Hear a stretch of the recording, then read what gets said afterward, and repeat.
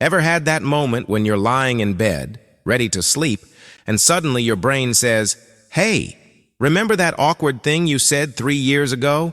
And just like that, you're wide awake replaying conversations, imagining future disasters, solving problems nobody asked you to solve. So why does your brain refuse to switch off even when you desperately want peace? Let's talk about it. Overthinking isn't just thinking too much. It's your brain trying to protect you, just in a very dramatic, over-the-top way. Your mind is basically wired to look for danger. Thousands of years ago, this helped humans survive. Today, there's no tiger outside your cave, but your brain still scans for threats. Like, what if I fail? What if they judge me? Or what if I made the wrong choice? So it creates scenarios, backups, and backups for backups. Useful, sometimes. Exhausting, almost always. Another reason overthinking doesn't stop is because your brain hates uncertainty. It wants closure, answers, and control. But life doesn't always provide those things. So your mind fills the gaps with imagination. Think about when someone replies okay to your message. Suddenly your brain turns into a detective. Are they upset? Did I say something wrong? Are we still friends? Meanwhile, the other person probably just put their phone down to eat snacks. That's how powerful and misleading overthinking can be. There's also the illusion of productivity. Overthinking feels like you're doing something important. You're analyzing, planning, calculating. It almost feels responsible. But here's the twist. Most of the time, it's just mental noise going in circles. It's like opening 37 browser tabs in your mind and none of them loading properly. You're busy, but you're not moving forward.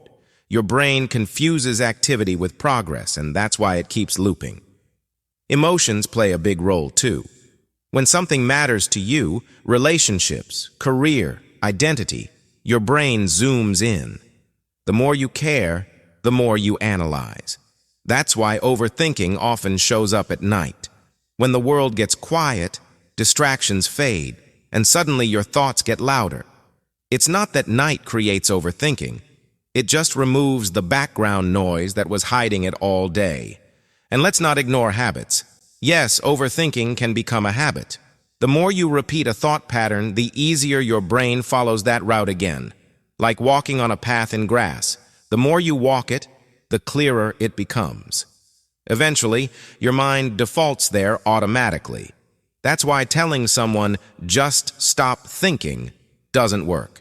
If it were that simple, nobody would be stuck at 2 a.m. analyzing life decisions and embarrassing memories. But here's something reassuring. Your brain isn't your enemy. It's just doing what it thinks is helpful.